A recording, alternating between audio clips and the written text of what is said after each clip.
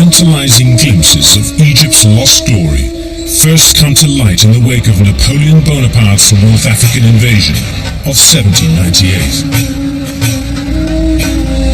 The rediscovery of this ancient civilization sparks off a love affair with Egypt that goes on to sweep the world. The early Egyptologists are above all trophy hunters, determined to make a name for themselves by hauling shiploads of Egyptian treasure to Europe. France, England, Italy and Germany compete furiously to gather the biggest and best examples of Egyptian art and culture.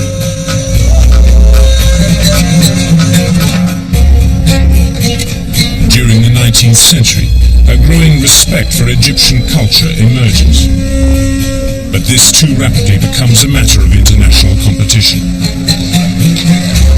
The nations of Europe vie furiously with each other over who will lead in preserving Egypt's treasure. Discover how a group of ambitious collectors turn from plunder to preservation as they embark on the quest for ancient Egypt.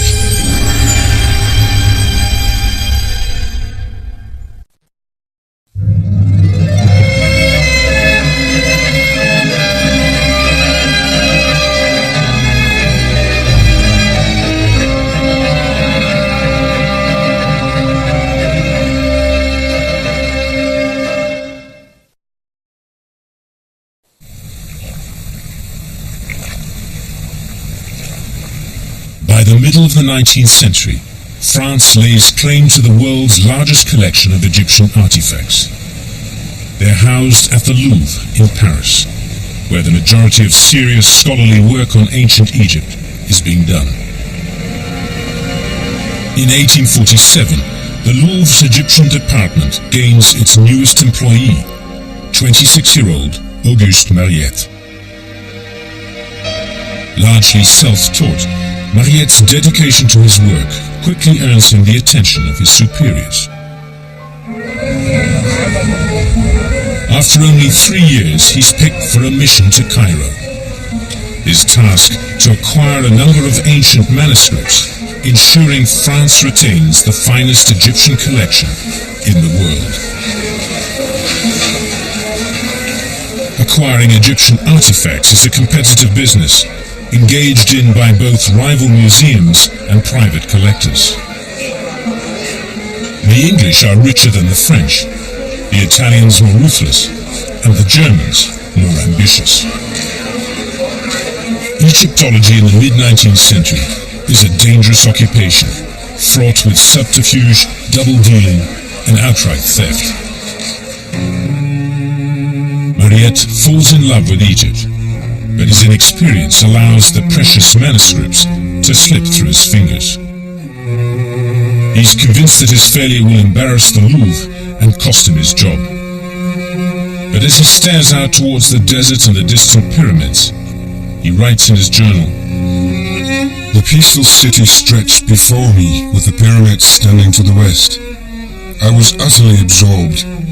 There, almost within reach of my hand, lay a whole world of tombs, inscriptions, and statues." Determined to make the best use of what might be his only trip to Egypt, Mariette decides to visit the pyramids and a few temples before his money runs out.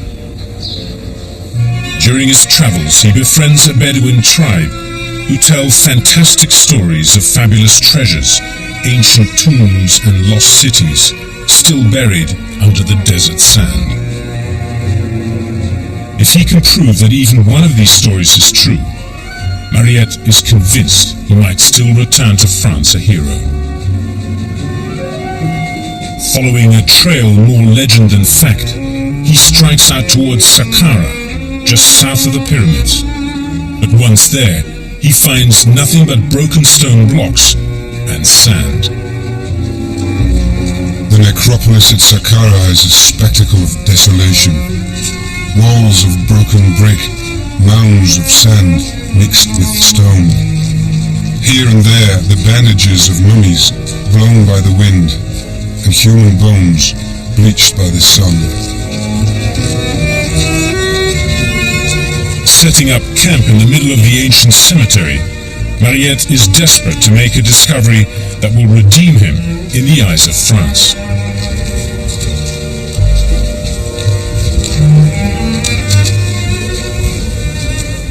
While trying to make out the original plan of the tombs, my eyes fell upon a sphinx, its smiling head sticking out of the sand. I recognized it to be one from the avenue of sphinxes I had heard about. Without doubt, precious remains and unknown texts lay beneath these sands, so I assembled about 30 workmen around the sphinx, a discovery that would completely transform my life. Within days, a double row of sphinxes emerges from the sand to once again bask in the desert sun. The anticipation is almost unbearable, and expectations are high. Mariette knows that at one end of this ancient street lies a fabled labyrinth of tombs known as the Serapeum. After 3 months, an entire avenue flanked by 141 sphinxes marked the way to the Serapeum's elaborate entrance. Dedicated to Apis, the god of fertility and resurrection, who takes the form of a bull, the Serapeum is a combination tomb and temple, dating from an early period of Egyptian history, about which virtually nothing is known. On November 12, 1851, Auguste Mariette breaks through the accumulated pile of rubble and enters cautiously an immense underground passageway. On either side are chambers containing enormous sarcophagi that once held the mummified bodies of sacred bulls.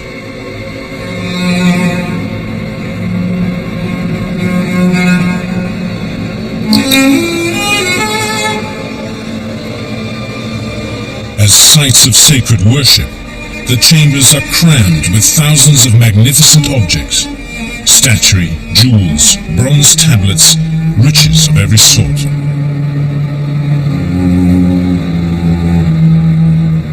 One of the sarcophagi is still intact.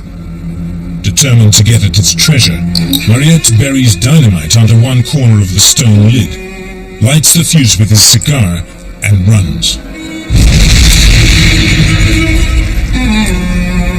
The mummified body of the only remaining Apis bull is obliterated.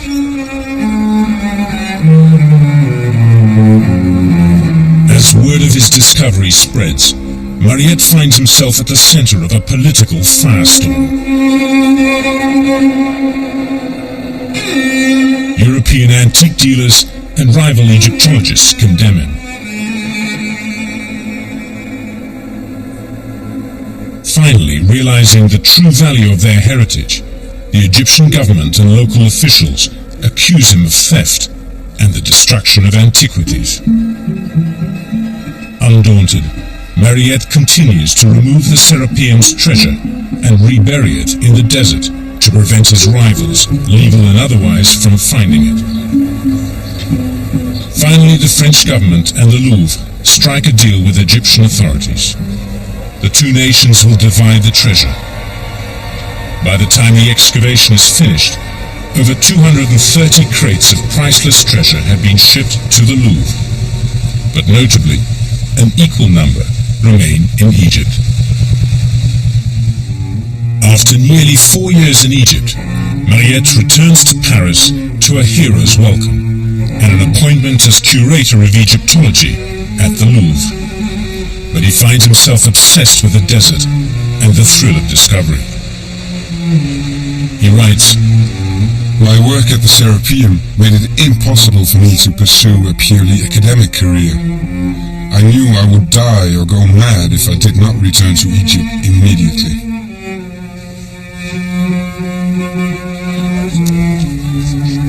After less than a year in Paris, Mariette returns to Egypt at the insistence of the Turkish viceroy. In a curious turn of events, the man so recently accused of theft is to be appointed the first director of the new Egyptian Antiquities Service. Mariette approaches his new position with the zeal of the converted. Given full power to license and police all excavation work, Mariette begins to view treasure hunting as illegal and immoral.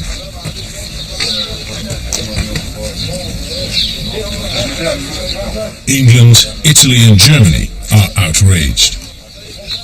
The great colonial powers see Egypt as little more than an endless source of trophies, and consider Mariette's appointment as head of the Antiquities a sweetheart deal between the Egyptian and French governments. Undoubtedly, there's reason for the outcry. The majority of archaeologists working in Egypt at the time are English, and the Turks who rule Egypt are political allies of Germany.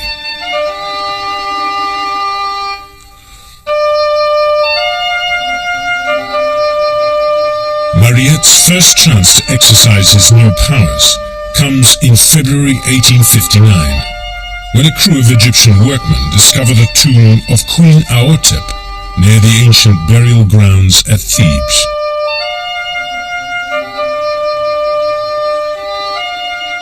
When reports filter in that local officials are shipping the treasure to the Turkish viceroy, Mariette sails towards Thebes, where he confronts a boat laden with tomb finds. Mariette confiscates the treasure and has it sent to Cairo, thwarting the viceroy, the very man who gave him his job.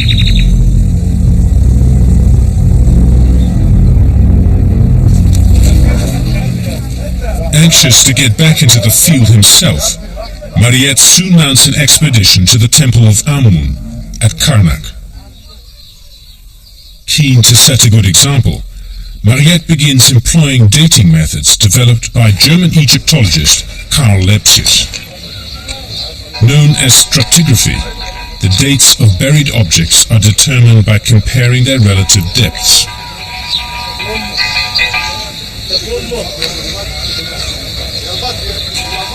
Using the latest techniques, Mariette insists on photographing every object before removing it from the ground.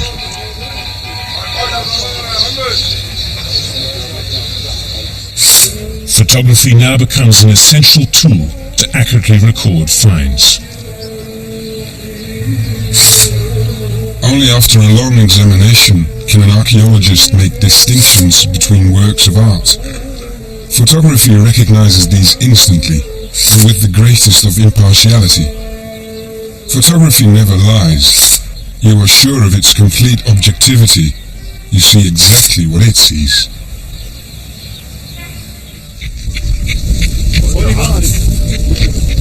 In 1860 alone, Mariette sets up 35 new excavation sites, but he remains anxious to return to Saqqara, where he had first discovered the treasures of the Serapeum. He feels certain the site still holds even greater discoveries. Once again, his instincts don't fail him. Returning to Saqqara, he unearths a series of tombs containing a magnificent cache of 4,000-year-old wooden funerary statues, with paint so fresh that the workmen who discover them flee in terror, thinking they have uncovered living people who've lain buried for thousands of years.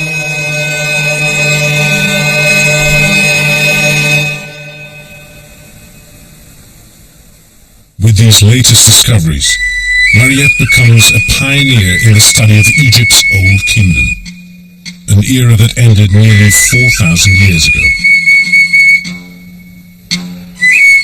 Every surface of the funerary chambers is brilliantly decorated with scenes of everyday life. People hunting and fishing, at work and at play.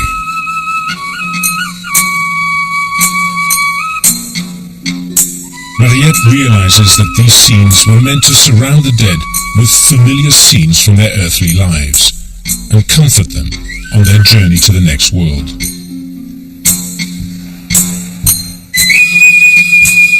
They would have been important discoveries in any tomb, but this was the tomb of Khephren, one of the greatest pharaohs of the Old Kingdom, and builder of the second of the three great pyramids at Giza.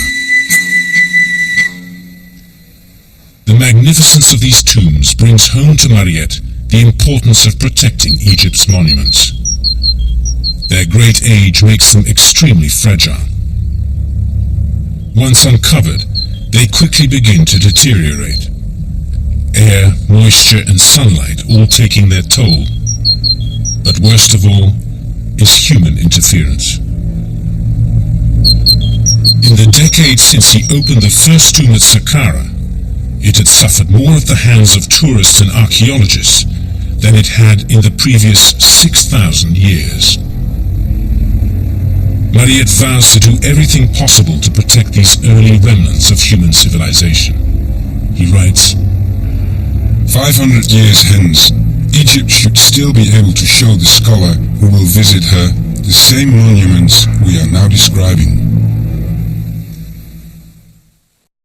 To combat the threat of deterioration, as well as the illegal trade in stolen antiquities, Mariette presses the Egyptian government for funds to set up a museum in Cairo. Successful in his efforts, Egypt's first museum of ancient Egyptian artifacts opens in 1863. Once upon a time, Egypt destroyed its monuments. Today she respects them, and in the future, she will love them. Ironic words from a man who once used dynamite to open a sarcophagus. Yet they show what a profound effect the ancient land of the pharaohs is having on the ambitious young Frenchman.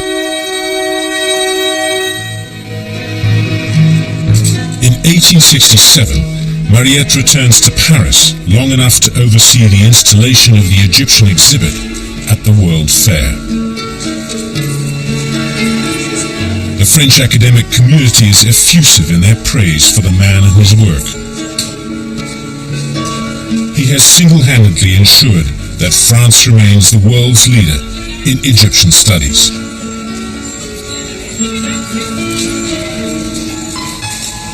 On returning to Egypt, Mariette finds yet another opportunity to impress the world. The greatest engineering marvel of the age, the French-built Suez Canal, will open in 2 years, and the Viceroy puts Mariette in charge of the opening celebrations.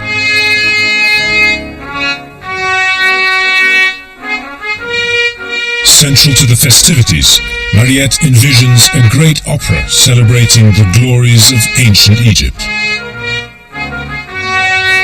Hiring the composer Giuseppe Verdi to write the score, Mariette personally outlines the story and designs the sets and costumes for the work which he names Aida.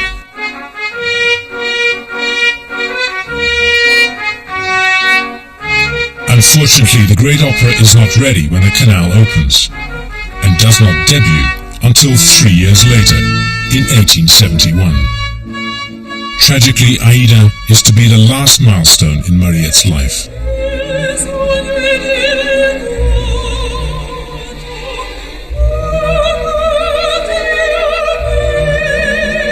In 1878, his museum is ravaged by floods, and most of his notes and drawings are destroyed.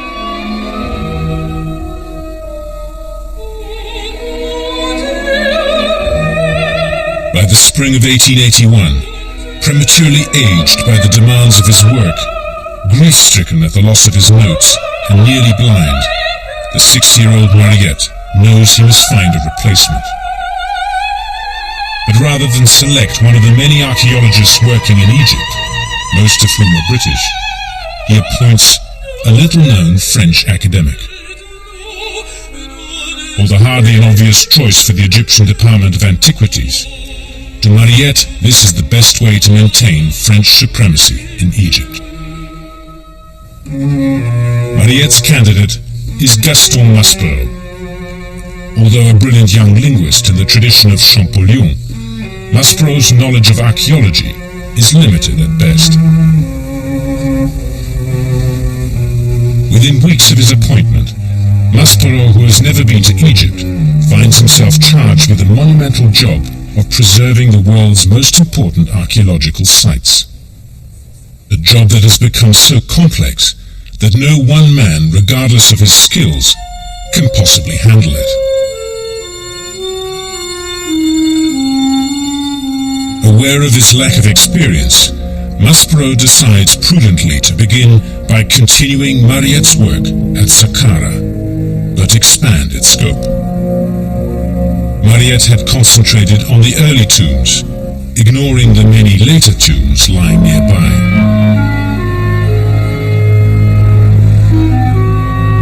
Focusing on these, Maspero searches for tombs with fully developed hieroglyphic inscriptions. In this way, he hopes to trace the development of the Egyptian language, from simple pictures to fully developed hieroglyphs, and so tie together the early and late Egyptian civilizations to form an unbroken map of Egyptian culture. Selecting 5 pyramids from the later period of the Old Kingdom, Maspero's assumption pays off. The tombs contain over 4,000 lines of hieroglyphs. After more than 5,000 years, the writing is still clearly decipherable. Maspero orders that it all be sketched and photographed. The inscriptions are so numerous and so complex that Maspero knows it will take years to complete their translation. But the results of the work should piece together a chronology of Egyptian history and help bring academic discipline to the haphazard study of ancient Egypt.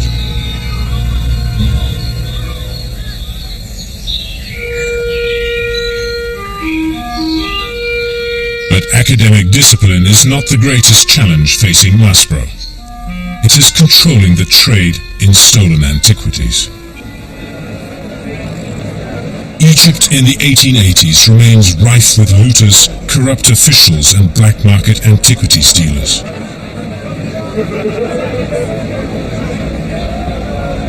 One of the most notorious collectors is Sir Wallace Budge, curator of Egyptian antiquities for the British Museum. On his frequent trips to Egypt, Budge acquires huge amounts of treasure, most of it finding its way back to England without proper authorization. It is Budge's way of circumventing French control of Egyptian art.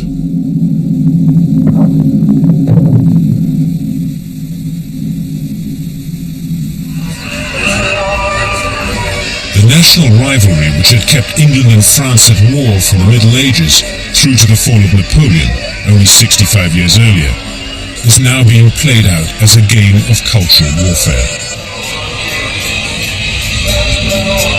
Knowing that Budge is dealing in massive quantities of stolen artifacts, Maspero surrounds his house in Cairo with armed guards.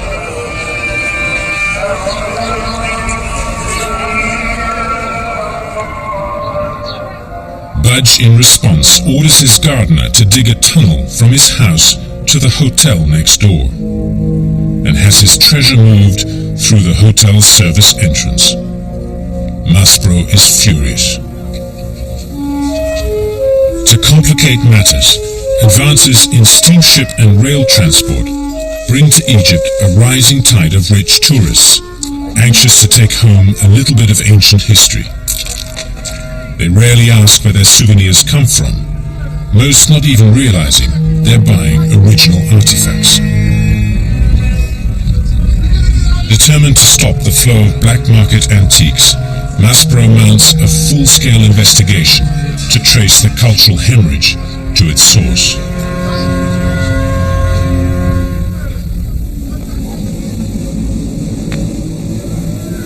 The finger of suspicion points directly at 3 brothers from the village of Gourna, known since the 14th century as a haven for tomb robbers. Maspero orders their arrest. After nearly a month of continuous interrogation, the brothers reveal nothing. Finally, when 2 are released, and the 3rd is confronted with a pile of stolen loot, he breaks down, revealing the entire operation and the location of the treasure hoard. Following the thief's directions, Maspero's team of investigators rush to a long-forgotten temple near Thebes. Almost 200 feet up the side of a steep cliff, the men find a concealed entrance to a cave. Scrambling to remove the dirt and stones covering its mouth, the team enters a long sloping tunnel. Making their way to the end of the shaft, the men discover a scene rivaling Aladdin's cave. Maspero writes in his official report, "It was incredible. Where I'd been expecting to find 2 or 3 insignificant kings, we uncovered a whole vault of pharaohs. And what pharaohs? The most famous to have ever ruled Egypt, the conquerors of Syria and Ethiopia. Thutmose III, Seti I, and Ramses II.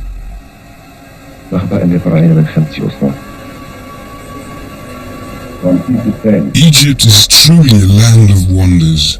Unlike other ancient cultures, she is not just content with handing us her monuments, she gives us the very man who erected them."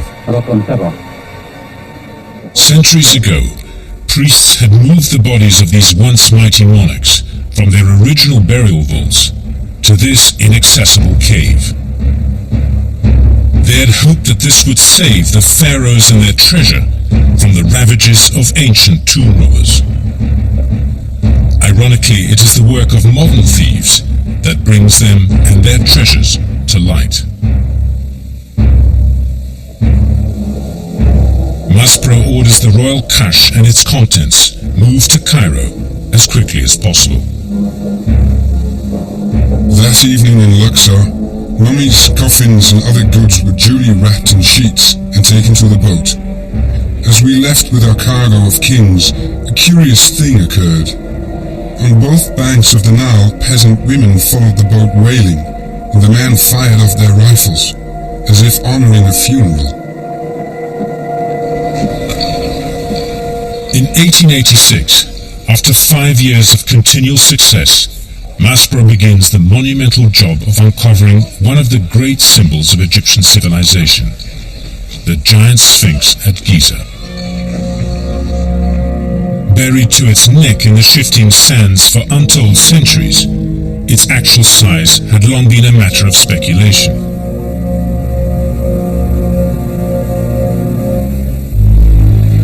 Maspero's excavation team sets to work, and after 3 months, the body of the huge beast begins to emerge. By the time the work is finished, the level of the sand has been lowered more than 65 feet.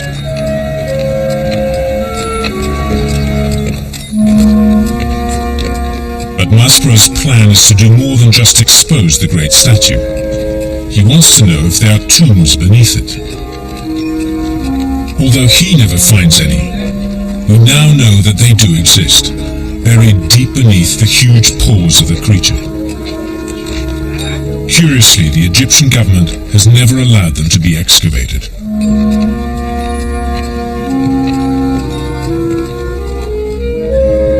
Maspero's impressive catalogue of work, especially the uncovering of the Sphinx, is attracting an increasing number of European and American tourists.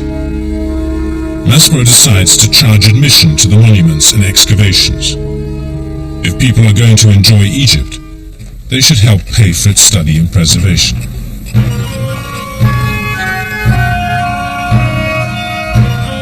Within months of clearing the Sphinx, Maspero returns to France to resume his academic career and write up his work. It was a hiatus that was to last 13 years. In his absence, techniques in archaeological fieldwork continue to develop, and Maspero is hard-pressed to keep abreast of developments.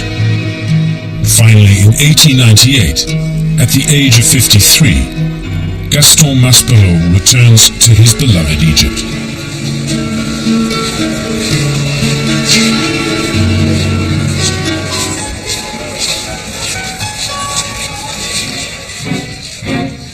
No sooner has he returned than disaster hits.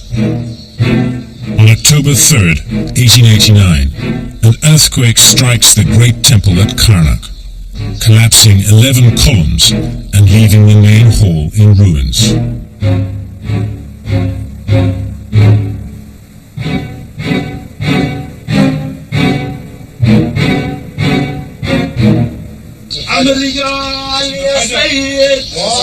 Determined to repair the building, Maspero assigns a team of workmen, led by the best French archaeologists, to begin the massive job of reconstruction. Maspero visits the site often to monitor the progress of the work. He's mesmerized at the sight of a 4,000-year-old building under construction. Much earth had to be cleared to find the huge stones, some of them 20 meters in height, which had buried themselves in the sand when they collapsed. Blocks were laid on rollers of acacia wood and pulled into place with great cords. If Ramses II had come back to inspect the work, he could quite well have imagined that nothing in his country had changed.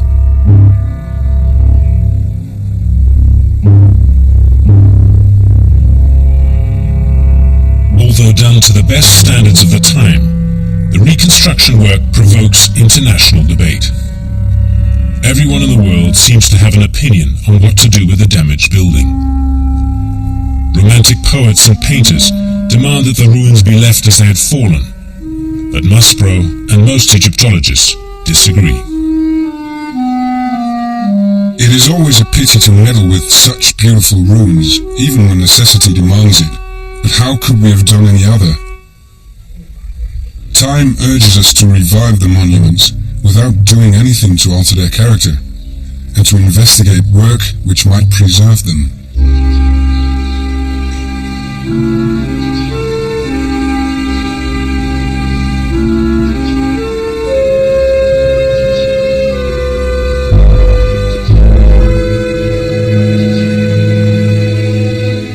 As if reconstruction of the temple is not impressive enough, discoveries made during the restoration nearly overshadow the work itself.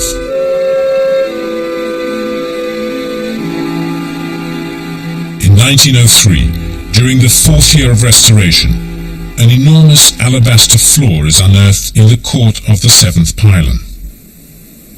When workmen raise the massive stone, they uncover a shaft descending deep into the desert. At its bottom they find an unimaginable hoard of statuary.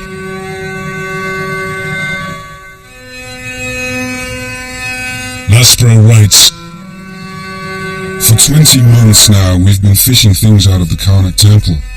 Statues, busts, mutilated trunks, bodies without heads, enthroned pharaohs, queens and priests, caught in the very moment of their lives, professions and ranks. An entire people ascending into the light." Every step is carefully recorded, drawn and photographed using the best archaeological methods to date.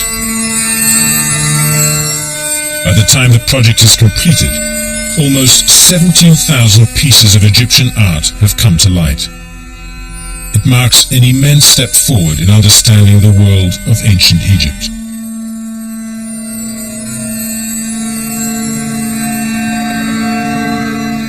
The scope of the project, combined with running the museum and every archaeological site in Egypt, has become more than Maspero can handle. The staff of the Department of Egyptian Antiquities has to be expanded. Among those hired is an inexperienced 17-year-old Englishman named Howard Carter. He's destined to find international fame a quarter century later as the discoverer of the fabulous tomb of Tutankhamun. But even with a greatly enlarged staff, Maspero still has to fight the biggest battles alone. To encourage the Egyptian people to take greater responsibility for their own past, he sets up a chain of local museums throughout Egypt, including a new, larger facility in Cairo.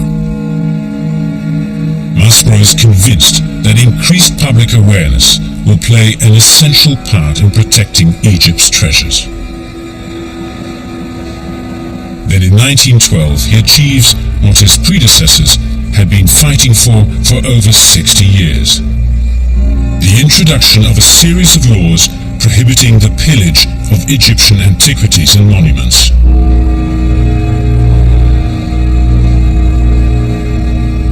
Gaston Maspero retires in 1914, his achievements have made a profound impact on Egypt. But it was the work of others that pushed the science of Egyptology forward.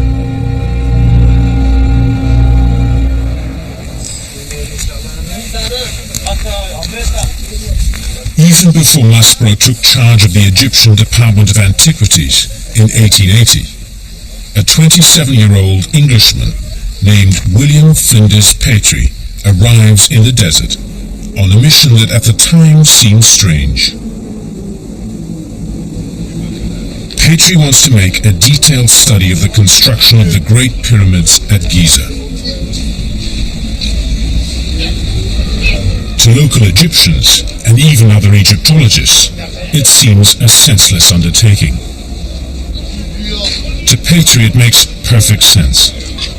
In the 80 years since Europeans began studying Egypt, no one has ever considered how these massive structures had been erected. While still in his teens, Petrie had travelled around England's megalithic ruins to study and measure them, in an attempt to work out their complex geometry. At 19, he makes a comprehensive study of the arrangement of Stonehenge. Following on from his experiences at Stonehenge, it seems only natural to study the geometry of other ancient structures. He reads numerous theories on the construction of the pyramids, but none are based on first-hand observations, or even seemingly on logic. English astronomer Piazzi Smith proposes that each row of stones symbolizes the upward progress of civilization. Other theories seem just as misguided and wild. The best way to find out the truth is to visit Egypt. As Petrie wanders among the pyramids and monuments, measuring and making calculations, he, like others before him, is appalled at the rate at which the Egyptian heritage is being plundered and defiled. Entire sections of buildings and temples have been torn away. Some monuments listed in travel guides have vanished altogether. While European collectors are carting off their treasure, the Egyptians are burning thousands of ancient mummies as fuel for train and steamship engines. Like other travelers, Petrie often heard an engineer cry, "We need more steam. Throw a pharaoh on the fire." A year's work in Egypt made me feel it was a house on fire, so rapid was the destruction. My duty was that of a salvage man, to get all I could as quickly as possible, and then when I was 60, I would sit and write it all down.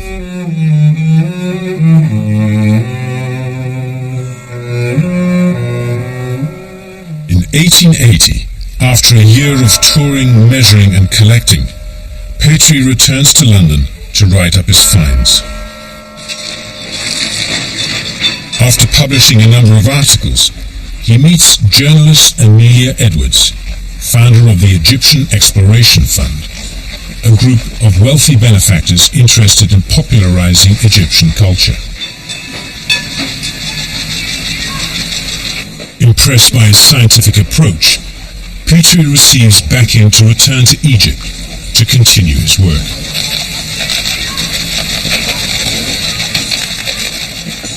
On his return, Petrie travels to Tanis in the Nile Delta, where he makes a detailed study of a temple from the period of the New Kingdom. Excavation in Egypt fascinates me, and I hope that the results may justify the enterprise. I believe the true line of research lies in the careful noting and comparison of the smallest details.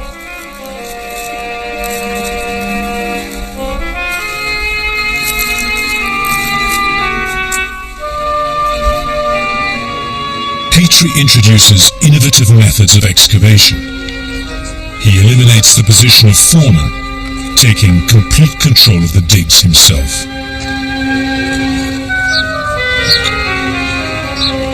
TARDIS, I had 170 workmen under my command, who worked without being pressured by the foreman. Many experienced Egyptologists consider Petrie an amateur and a dilettante, but his methods are popular among his workers, and they produce a number of small but significant finds. At the end of the dig, Petrie is out of cash, but reluctant to leave Egypt in case his funding is renewed, he spends 1887 cruising the Nile with a friend. During the trip, Petrie, like other forward-looking archaeologists, takes hundreds of photographs because they provide a more accurate and subjective record than sketches or engravings. South of Aswan, at the island of Sahel, he finds hundreds of inscriptions chiseled into an ancient cliff face.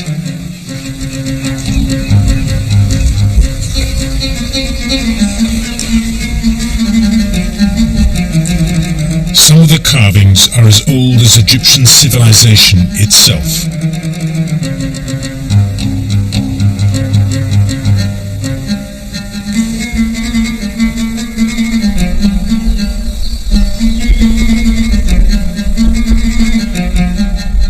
Some record the journeys of Egyptian ambassadors to the land of Nubia.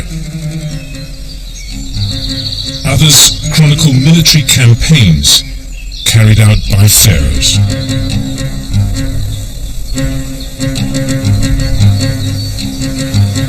One inscription recounts a great famine and tells how King Djoser appealed to the gods to feed his people.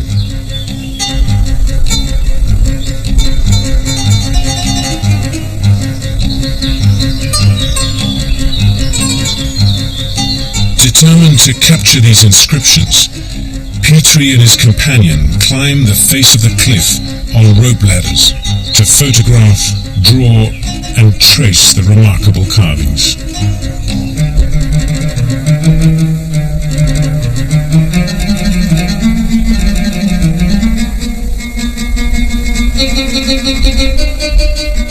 By the time he reaches Aswan, Petrie finds a telegram guaranteeing additional money from the Egypt Exploration Fund.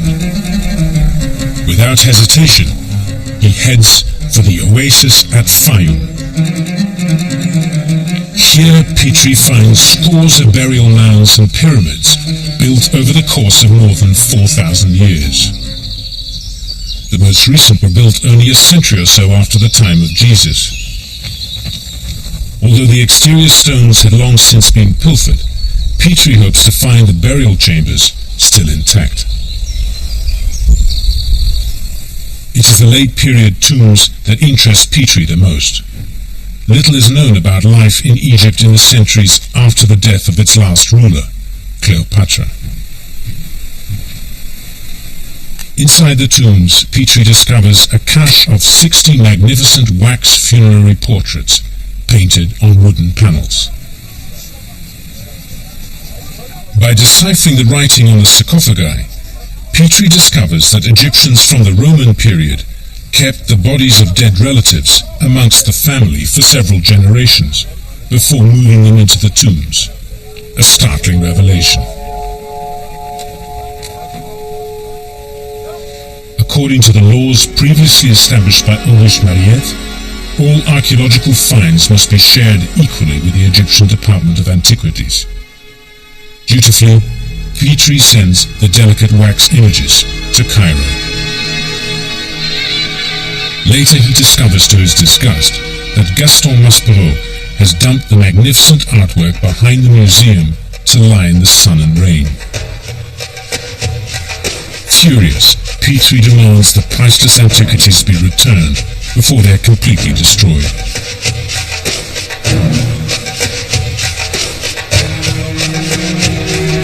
Finally, Maspero selects 12 portraits for the museum in Cairo, leaving Petrie with 48 of the extraordinary masks, which he sends to London for a special showing at the British Museum.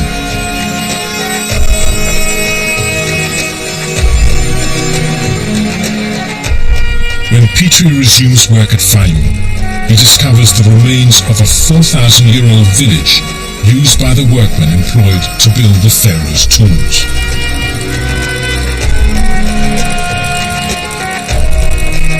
The houses are filled with common utensils of everyday life. Here is an aspect of life in ancient Egypt that has been completely overlooked: the everyday objects of everyday people.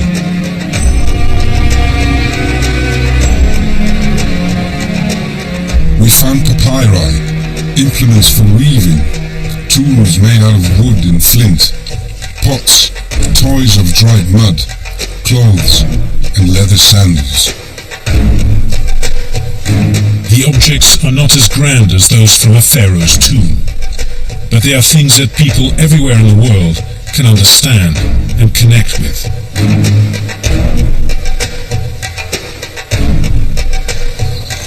Each item is removed from the ground with Petrie's customary insistence on accurately recording its position. This remarkable discovery gives Petrie an international reputation as an archaeologist of note. From the mountain of data produced by his excavations, Petrie is determined to publish his findings for the benefit of future generations. A prolific writer, Petrie would publish a total of 97 books. I am only concerned that publication of my work over the decades and centuries to come will serve as an invaluable reference on their subject.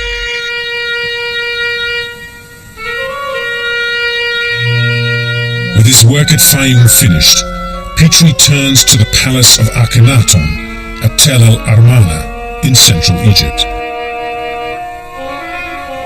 Although Akhenaton and his beautiful wife Nefertiti are among Egypt's most famous rulers, little is known of their palace or lifestyle. Petrie is determined to change that.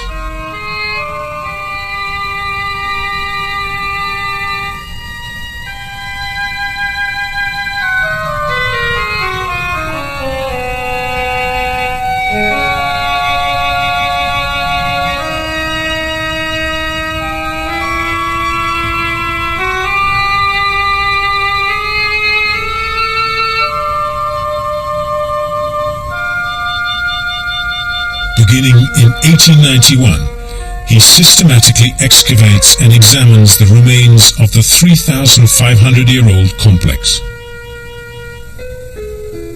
Early in the work, a magnificent painted pavement is discovered. Almost 300 foot square, the floor is a masterpiece of New Kingdom art. Lotus flower borders encircle a painted garden, complete with a garden path and lake surrounded by animal life. The discovery instantly becomes a major tourist attraction in Egypt. But because there is no direct access to the site, visitors carelessly trample through the fields on their way to Tel el-Armana. In protest, angry farmers crept up to the site and hammered the magnificent floor to pieces. Only thanks to Petrie's photographs and detailed drawings would future generations be able to appreciate the beauty of the pavement. As time passes, Petrie becomes more and more curious about the origins of Egyptian civilization. Mariette's work at Saqqara has helped unravel the secrets of the Old Kingdom, and Masbro has established a timeline for the development of the Egyptian language. But what existed before the time of the pharaohs?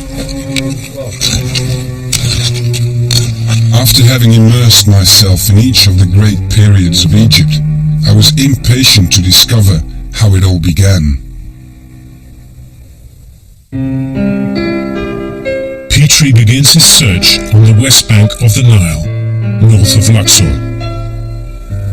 Here he uncovers a vast necropolis with thousands of tombs from an unknown period in Egyptian history. The cemetery is so vast, the digs so extensive, that Petrie is forced to devise an entirely new system of excavation and classification.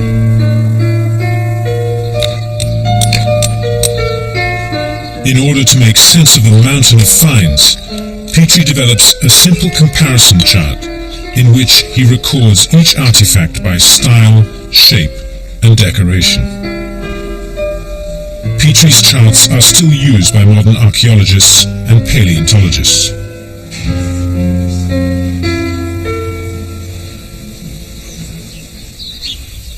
Now nearly 75, Petrie's sheer capacity for work continually amazes his colleagues, even those half his age. Exhausting as it is, Petrie still loves his work. I am at peace in this land. Such an impression of freshness is at the heart of its existence.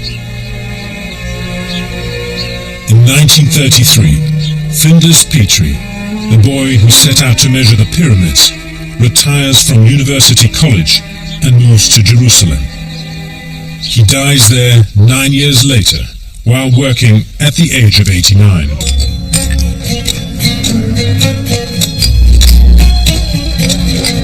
In little more than a century, Egyptology was transformed from a sport for gentlemen adventurers and tomb raiders to an exacting science dedicated to the study and preservation of ancient Egypt for all time and all people. It now lies with the Egyptologists of the 20th century to ensure that the labor and vision of the early pioneers do not go to waste.